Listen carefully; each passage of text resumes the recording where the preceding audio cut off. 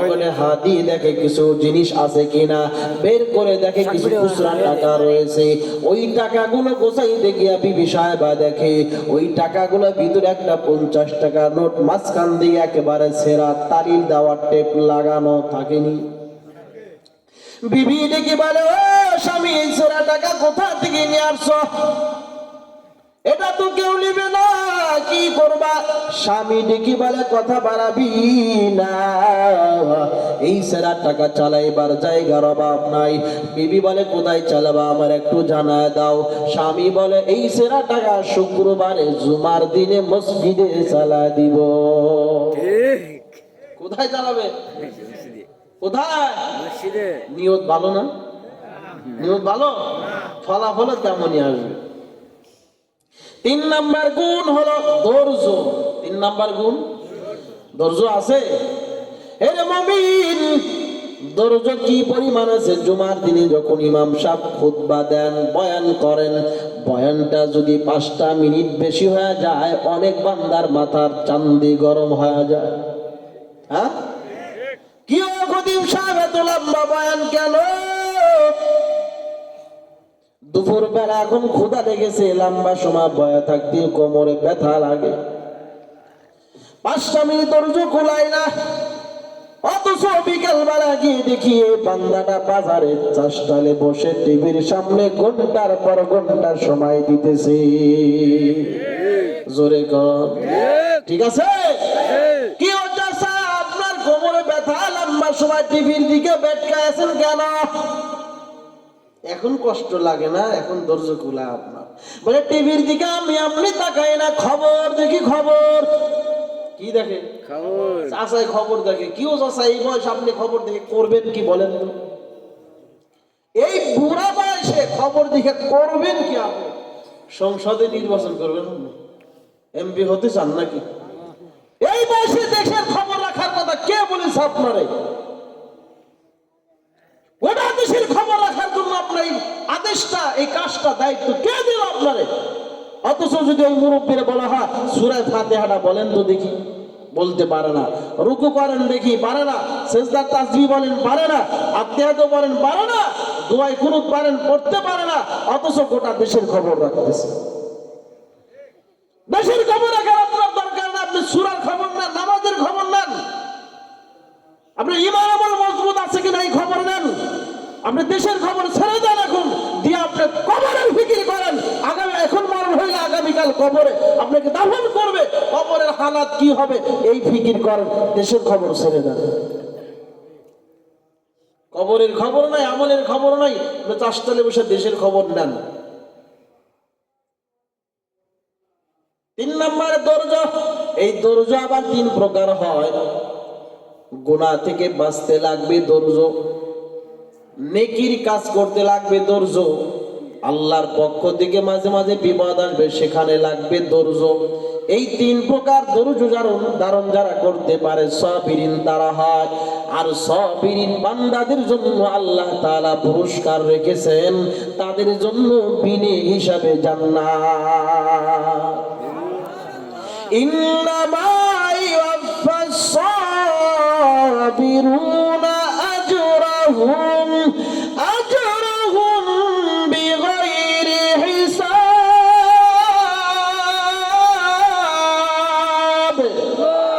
আল্লাহ বলেন, যারা সাবিরিন বান্দা তাদের জন্য বিনি হিসাবে জান্নাত। 4 নাম্বার গুণের নাম লাগবে ইখলাস, খালিসান লিওয়াজহিল্লাহ। আমি যাহা করব সব হবে কার জন্য? জোরে কোন, সব কার জন্য? জোরে কোন, জবান খুলে আওয়াজ দিয়া আরো জোরে। ইন্না সালাতি ওয়া নুসুকি ওয়া মাহইয়ায়া ওয়া মামাতি লিল্লাহ ওয়া মামাতি লিল্লাহি রাব্বিল আলামিন।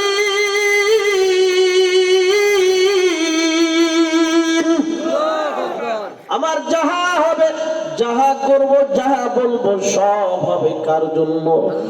আল্লাহর জন্য যদি সব হয় বান্দা হারাম খাবে না, আল্লাহর জন্য সব হইলে নামাজ বাদ দিয়ে ভিন্ন দিকে যাবে না, আল্লাহর জন্য সব হইলে গুনাহ করতে পারে না। বান্দায় 4 গুণওয়ালা বান্দারা বড় দামি হয়ে যায়। 4 গুণ নিয়ে যারা ইবাদত করে তাদের ইবাদত কবুল হয়ে যায়। এক বান্দা কাজী আবু বকর মুহাম্মদ ইবনে আব্দুল বাকি তার নাম, বুজুর্গ আল্লাহর বান্দা। কেউ বলেন তার বাড়ি মক্কায়, কেউ বলেন না না হজের জন্য মক্কায় গিয়েছে, হজ করতেছে কিন্তু দুর্ভিক্ষ চলে, খানা নাই, পানি নাই, কিছুই নাই। বান্দা 3 দিন হয়ে গেল কোনো খাবার নাই, ওই অবস্থা জিন্দেগি কাটায়। মক্কার জমিন দিয়ে হাঁটতেছে, কিছু দূর যাওয়ার পরে দেখে রেশমি কাপড়ে একটা পটলা পরা আছে। জমিন থেকে পটলা উঠাইয়া চিন্তা করে এটা আল্লাহ আমার জন্য খাবারের ব্যবস্থা করেছে। আবার চিন্তা করে এটার তো মালিক আমি না, এটার মালিক তো অন্যজন, আমার তো ব্যবহার করা ঠিক হবে না, হালাল হবে না, অতএব মালিকের কাছে পৌঁছায় দেওয়া আমার কাছে আমানত। এবার জিনিসটাকে ওই পটলাটা লইয়া ঘরে হাজির হইয়া দেখে ওই পটলার ভিতরে কি রাখা আছে। এবার খুলিয়া দেখে মুক্তার দ্বারা খচিত স্বর্ণের একটা হার তার মধ্যে লুকানো। এবার সেটা রেখে আবার মালিকের তালাশে বের হয়ে যায়। রে বান্দা, আমরা অনেক সময় রাস্তাঘাটে জিনিস পরে পাই, টাকা পাই, 10-20 টাকা 50 টাকা হইলে দেওয়ার জন্য ফিকির করি, মসজিদে গিয়ে এলান করে দেই কার টাকা হারাইছে নিয়ে যান। কিন্তু যদি বান্দা 5,000 10,000 টাকা পায়, ডানে বামে তাকায় দেখে কেউ নাই, বিসমিল্লাহ বইলা নিজের পকেটে ঢুকায়। কি ঠিক আছে না? কাজী আবু বকর অন্যের সম্পদ, এটা নিজের জন্য না, মালিকের তালাশে বের হয়ে গেলেন। এবার বাজারে কিনারা গিয়ে দেখে মালিকের কই পাই। বাজার থেকে একজন এলান করে দেয়, ও মক্কার মানুষেরা, আমার একটা স্বর্ণের হার হারায় গেল, আমার স্বর্ণের বকর দৌড় লাগায় দেয়। ওই মালিকের কাছে গিয়ে দেখে একজন বুজুর্গ আল্লাহওয়ালা হাত ধরিয়া বলে চলেন যাই। ঘরের মধ্যে নিয়ে এসে বলে আপনারা হারানো জিনিসের বিবরণ দেন। এবার বিবরণ শুনিয়া দেখে পাওনা জিনিসের সাথে মিল আছে, দিয়ে দেয়। 10,000 রিয়াল পুরস্কার দেয়, কিন্তু কাজী আবু বকর নেয় না। 3 দিন ক্ষুধার্ত থাকিয়া পুরস্কার নেয় না। কেন নিবা না? বলে আমি আমানত রক্ষা করেছি, একটা ভালো কাজ করেছি, এটার বিনিময়ে যদি আমি কোনো কিছু পাই তো বান্দার কাছে না মালিকের কাছ থেকে নিব। বান্দা এভাবে সরাইয়া দিয়া হজ শেষ করে এবার জাহাজে করে নদী পথে বাড়ি ফিরতেছি। জাহাজে করে যখন নদী পথে বাড়ি ফেরে ওই সাগরের মাঝখানে যাওয়ার পর এমন ঝড় বাতাস তুফান শুরু হয়ে গেল। তুফানের কারণে জাহাজটা ভেঙে চুরমার হয়ে গেল, মানুষগুলো মারা যাইতেছে। কাজী আবু বকর মালিককে ডাক দিয়ে বলি, ও আল্লাহ, আমি এখন বিপদে পড়ে গেছি, আপনার জন্য মানুষের সম্পদ নেই নাই, আপনার জন্য পুরস্কার নেই নাই, এখন আমি বিপদে পড়ে গেলাম, আপনি আমাকে বিপদ থেকে বাঁচা দেন। ওই সাগরের ভিতরে থেকে ডাক দিলে আমার মাওলা শোনে কি শোনে না? কাজী আবু বকরকে বাঁচাবার জন্য আল্লাহ পানির আদেশ দিয়ে দেয়। ঢেউ ভেসে ভেসে কাজী আবু বকর চলতেছেন। এক পর্যায়ে কাজী আবু বকর ওই সাগর থেকে বেঁচে জমিনের উপরে দাঁড়া যায়। কার কুদরত? কাদের কুদরত দারি বরকামাল, আনতা রব্বি আনতা হাসবি যুল জালাল, তুহি কাদের জলিলুল্লাহ জাহাদার, বাহার হালে তুহি মেরা নিগাহদার। চলবে কিছুক্ষণ আরো? পরিচিত এলাকা দেখা কোথায় যাবে এখন? দূরবর্তী একটা এলাকা দেখিয়া রওনা করে দেয়। ওই এলাকা নিকটে গিয়ে দেখে আল্লাহর একটা ঘর, মসজিদ দেখা যায়। দিলটা শান্ত হয়। কেন? বলে আল্লাহর ঘর দেখলে মুমিন বান্দাদের দিলটা শান্ত হয়ে যায়। কাজী আবু বকর আল্লাহর ঘরে ঢুকিয়া ওই ঘরের ভিতরে আল্লাহ পাকের কালাম তেলাওয়াত শুরু করে দেয়। কোরআন কোরআনের তেলাওয়াত এত সুন্দর, এত সুন্দর, যে হাফেজের, যে আলেমের, যে কারি সাহেবের কণ্ঠ যত ভালো, তেলাওয়াত শুনতেও তত মজা লাগে, ঠিক কিনা?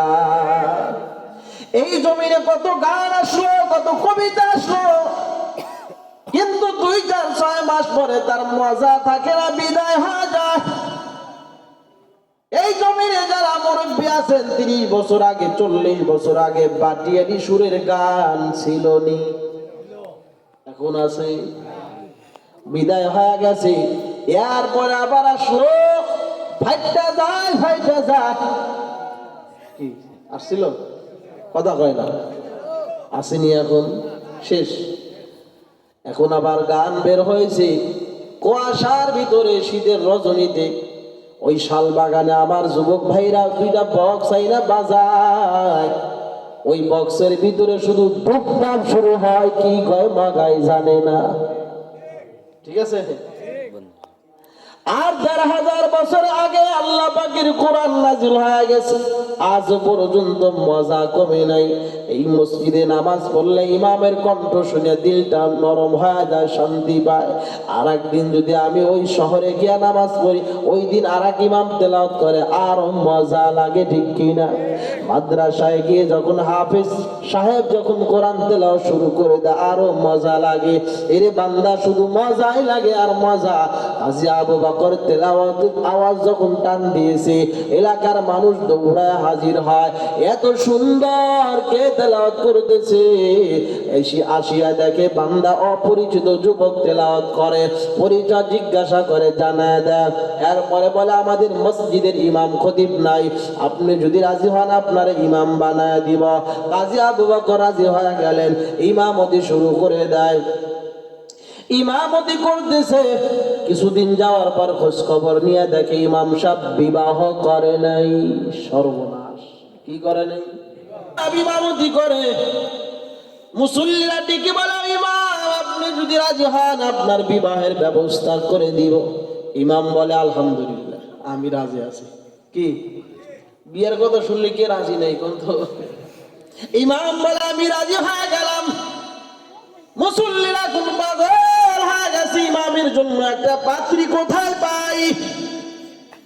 যদি এমন হয়, কয় যাও যাও, ওই পার্কের গোড়ায় গিয়ে দেখো, অনেক মাইয়া আছে, একটারে ডানা কাটা পরিয়ে দইরাই না, ইমামের সাথে বিয়া পড়ায় দাও, হবে নি? কথা কেন হবে? কেন হবে না? কেন হবে না?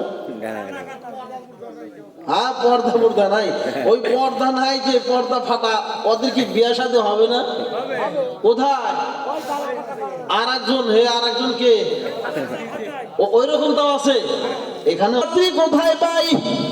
সিদ্ধান্ত না হয়, আগের যে ইমাম ছিলেন তার একটা সুন্দর কন্যা আছে, দিনদার বুজুর্গ ভালো, ওই কন্যাটাকে প্রস্তাব দেওয়া হোক।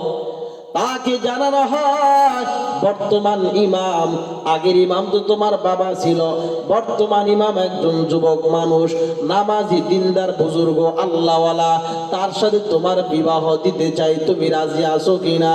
মেয়েটা ডেকে বলে, যদি বুজুর্গ হয়, আল্লাহওয়ালা হয়, তাহলে আমি রাজি আছি, মারহাবা।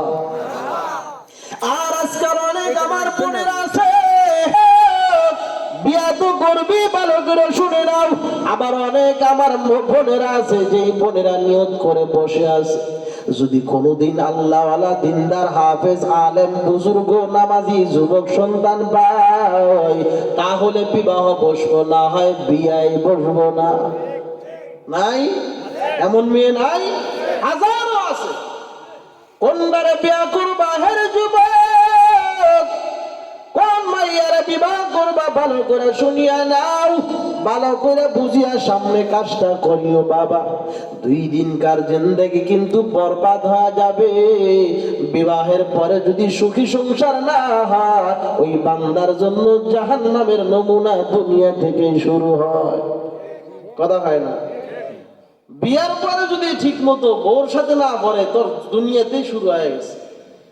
যাদের এই সমস্যা মনে মনে করে শুনে নাও, ওই চামড়া ফর্সা দেখিয়া, দিলে ডানা ডানা কাটা পরির মতো দেখিয়া তুমি বিবাহ করিও না, তাহলে তোমাকে কিন্তু তার জোটা টানতে হবে। আর একজন ভালো মাইয়ার ঘরে ঢুকাও, তাহলে দেখবা কি শান্তি আর আরামে তোমার 24 ঘন্টা যাবে, বাহিরে থাকলে অসুবিধা নাই। বলে এটা এখন চিনবো কেমনে ভালো মাইয়া আর খারাপ মাইয়া আমি চিনবো কেমনে? ভালো করে জবাব দেন, মেয়েটা ভালো না মন্দ এটা পরিচয় নেওয়ার জন্য কোন মেডিসিন বের হয়েছে? মেশিন আছে যে মাইয়ার সাথে মেশিন লাগাইলে ভালো না খারাপ বলে দেবে, এমন আছে? তো উপায় কি এখন? কেমন করে পরীক্ষা করবা? আমার এক উস্তাদ বলেছেন মাইয়াটা কত নাম্বার সিরিয়ালে ভালো আর মন্দ এটা পরীক্ষা করা একটা মাধ্যম আছে। ওই মাধ্যম যদি তুমি পালন করো, ওই মাধ্যমে যদি জানতে চাও, জানতে পারবা মাইয়াটা কেমন ভালো না খারাপ। হেরে বান্দা হে যুবক, ওই মাধ্যমটা জানবানি। কথা বলে না জানবো, জানবানি। বুড়ারাও নিজেরা কয় জানবো। কাজী আবু বকরের সাথে বিবাহের দিন তারিখ হয়ে যায়। আমাদের সমাজেও ছেলে মেয়ে পাত্র পাত্রী দেখাশোনা চলে।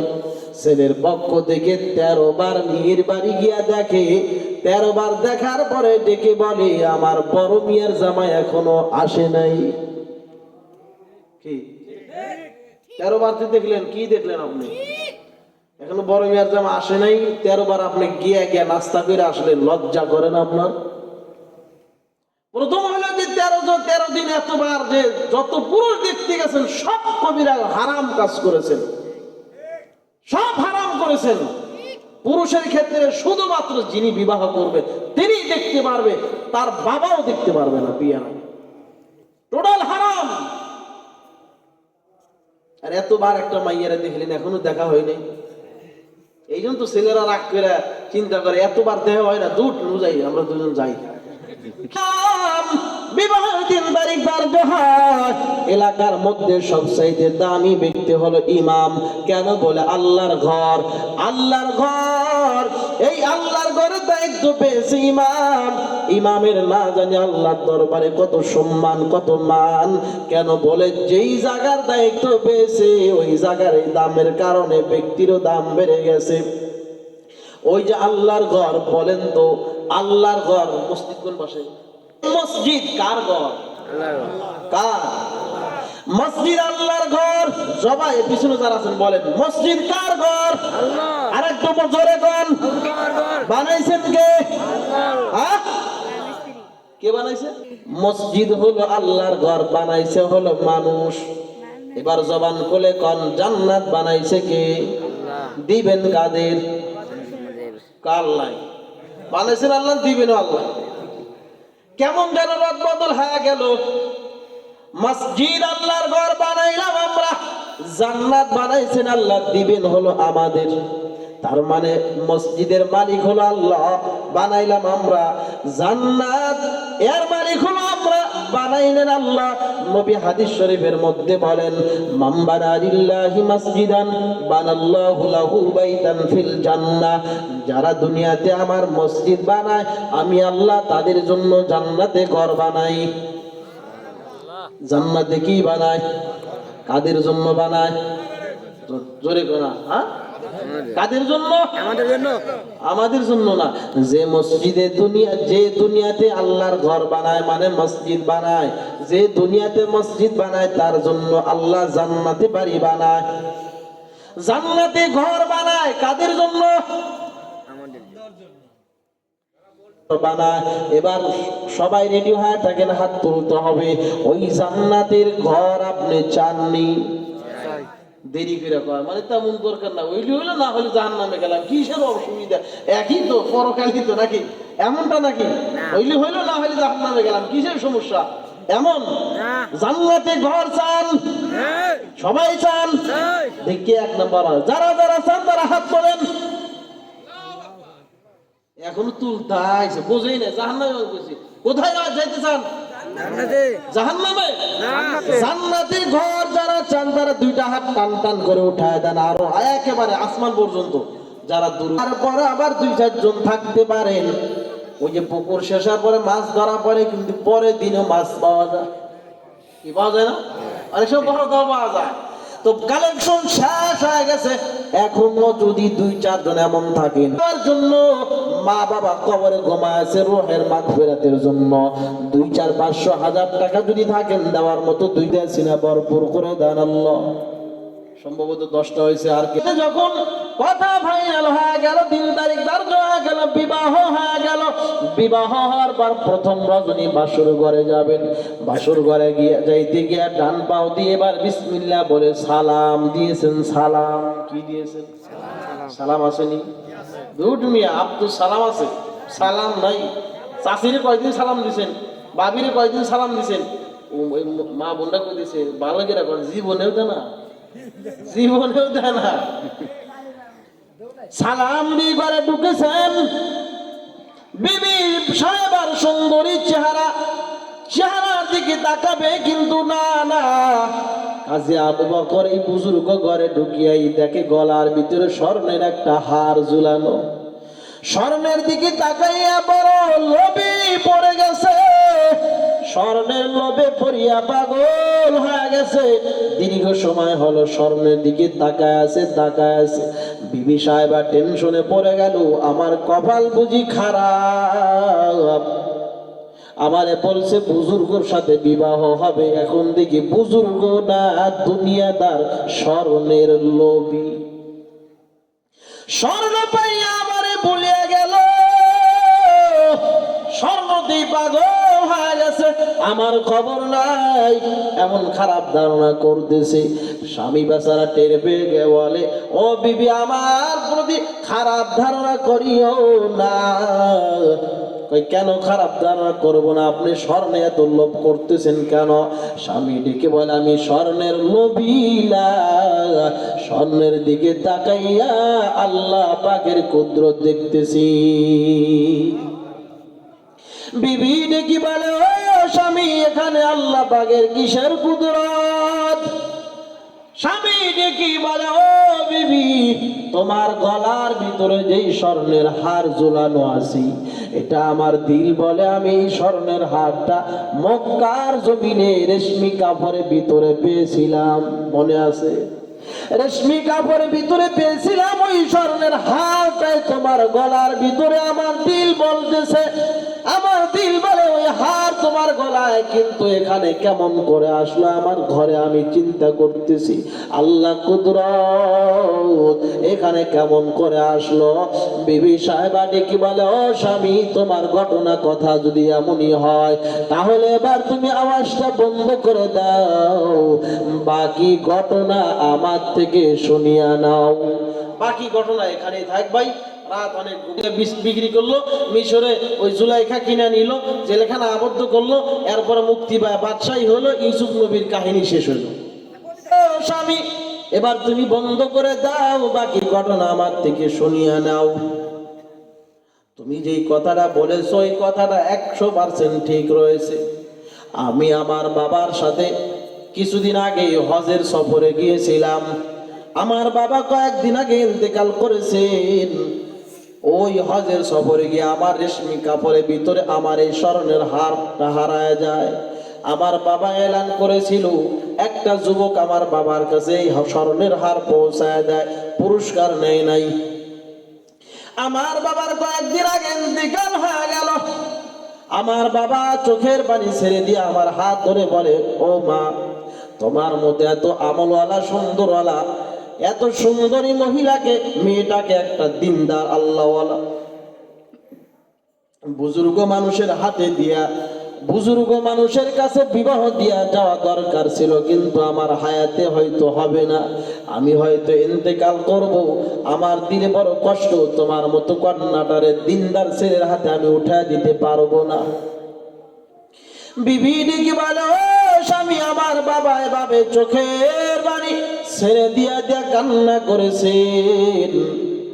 আর আমারে বলে, ও মা ওই মক্কার জমিনে যেই যুবকটা হার পাইয়া ফিরাইয়া দেয় 10,000 রিয়াল পুরস্কার নেয় না, শুধু আল্লাহর মহব্বতে ওই যুবকটার ভিতরে না জানি আল্লাহর কত ভয় আছে, কত আল্লাহর পাগল আল্লাহওয়ালা।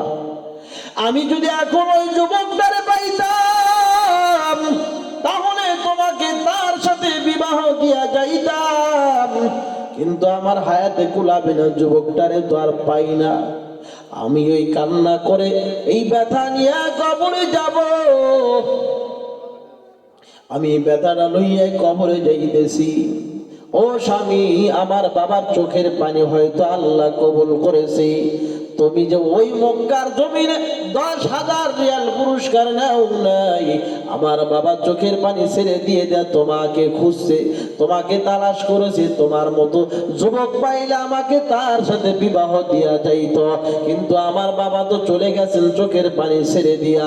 হয়তো আল্লাহ আমার বাবার চোখের পানি কবুল করেছেন, যার কারণে বাবার চোখের পানির কারণে তোমার অন্তরে আল্লাহর ভয় থাকার কারণে ওই মক্কার জমিনের ওই হার আল্লাহ তাআলা তোমাকে দান করেছেন। শুধু হারই দান করে নাই, হার ওয়ালাকেও তোমাকে আল্লাহ দিয়েছে। মক্কার জমিনে যদি ওই হারটা বান্দা পাওয়ার পরে নিজের মনে কইরা বিক্রি কইরা যদি খানা খাইতো, বলেন তো হালাল হইতো না হারাম? কিন্তু এখন যে বান্দা পাইতে সেটা হালাল না হারাম?